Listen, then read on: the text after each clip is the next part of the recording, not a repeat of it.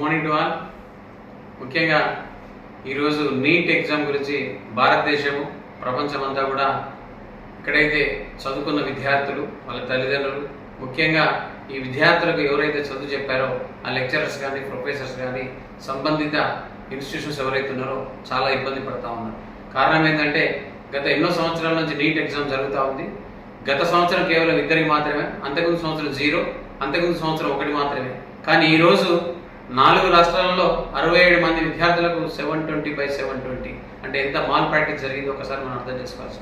ఇలా హర్యానా కావచ్చు, ఇలా గుజరాత్ కావచ్చు, ఇలా బీహార్ కావచ్చు, ఇలా రాజస్థాన్ కావచ్చు, ఇలా ఉత్తరప్రదేశ్, కేవలం ఈ 5 రాష్ట్రాల ప్రకంపనలు భారతదేశం ప్రపంచం అంతా కూడా చాలామంది మా ఓల్డ్ స్టూడెంట్స్ కానీ మా సంబంధిత స్టూడెంట్స్ అంతా కూడా అహోరాత్రులు కష్టపడి మేము చదువుకున్నాం, మా రిజల్ట్స్ ఇలా రావడం దీనికి కారణం ఎవరు?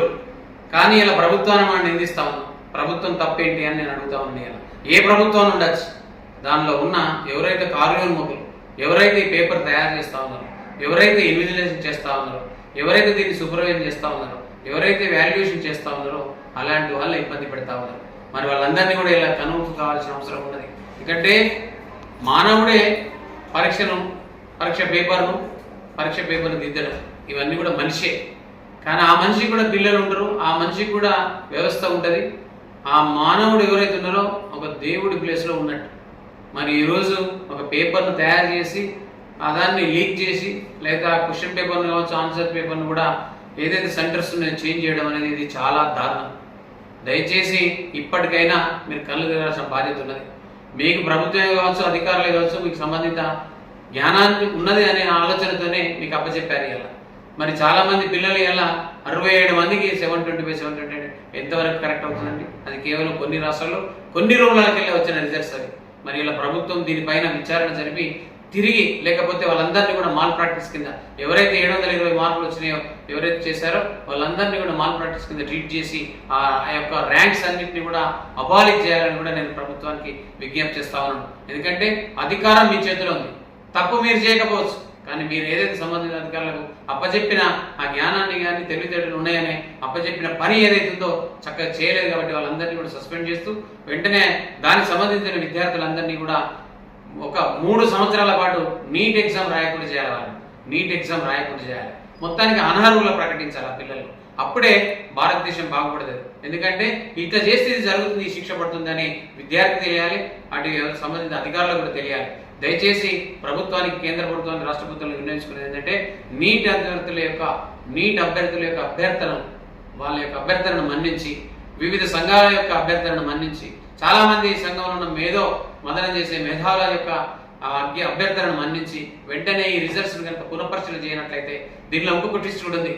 జూన్ 14 వచ్చే రిజల్ట్స్ ను జూన్ 5కే వేసేది. ఎందుకంటే కేంద్ర ప్రభుత్వానికి సంబంధించిన ఎలక్షన్స్ జరిగినాయి కాబట్టి రిజల్ట్స్ లో ఉంటారు కాబట్టి ఇది కేంద్రీకృతం కాదు, దీనిపైన ఎవరు కూడా మనసు పెట్టరనే ఆలోచనతోని 10 రోజుల ముందే రిజల్ట్స్ ఇచ్చారు.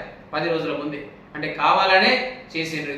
కాబట్టి కింద నుంచి దిగదాంటూ ప్రతి ఒక్కరిని కూడా మీరు ఆలోచన చేసి పరిశీలన చేసినట్లయితే రాబో రోజుల్లో పేపర్ లీకేజ్ కానీ, పేపర్ సంబంధించిన అంశంలో కానీ విద్యార్థులకు ప్రభుత్వాలపైన నమ్మకం పోయిందండి. ఒక పక్క టీఎస్పీఎస్సీ కావచ్చు, ఒక పక్క ఇంకేదో గ్రూప్ 1 ఎగ్జామ్స్ కావచ్చు, రకరకాల ఎగ్జామ్స్ ఏదైతే ఉత్తీర్ణులైతే అహోరాత్రులు కష్టపడి ఇప్పుడు పైసలు ఉన్నోడికే ఇలా 720 మార్కులు వచ్చినాయండి. అంటే ధనికుడికే, అట్లా ధనికుడే ఇట్లా ధనికుడే. పేదవాడి యొక్క పరిస్థితి ఏంటి?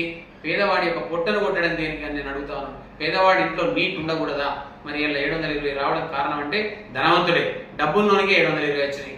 వాడే అమ్ముడు వాడే కొనుక్కున్నాడు. ఇలా అంటే ఇలా అవినీతి ఎంత పెచ్చు పెరుగుతుంది అనేది కూడా ఒక ఎగ్జామ్స్ లో కూడా అవినీతి పెరుగుతూ ఉంది. కాబట్టి భారతదేశాన్ని బాగుపరచాలన్న బాధ్యత నూతన ప్రధానమంత్రిగా 3వసారి ఇలా మోడీ గారు చేపట్టారు.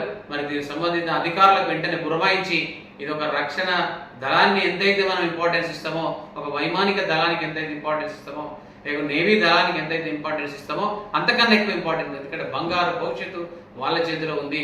ఒక అచంచలమైన విశ్వాసంతో పరీక్ష రాస్తారు. కాబట్టి ఒక పనికిరాని విధవ 720 మార్కులు తెచ్చి ఒక డాక్టర్ అయితే ఎందరో లక్షల మంది ప్రాణాలకు కొల్లగొడతాడని వాళ్ళకి సరియైన వైద్యాన్ని అందించకుండా వాళ్ళందరి బ్రతుకులకు చీడపురుగులాగా తయారవుతారు. కాబట్టి అలాంటి వ్యవస్థను మీరు అలాంటి విద్యా వ్యవస్థను కూకటి వేలతో పెకిలించాల్సిన బాధ్యత కేంద్ర ప్రభుత్వం తెలియజేస్తూ తప్పకుండా నా అభ్యర్థనను యాజ్ ఒక ట్రస్మా ఎక్స్ ప్రెసిడెంట్ చీఫ్ అడ్వైజర్గా ఒక విద్యావేత్తగా ఒక సామాజిక కోణంలో ఆలోచన చేసి ప్రభుత్వం దీన్ని వెంటనే పునరాలోచన చేసి ఈ యొక్క పరీక్షకు వెంటనే ఏదో ఒక రిజల్ట్స్ ఫలితాన్ని ఇవ్వాల్సిందిగా మరొకసారి గుర్తు. Thank you Warna.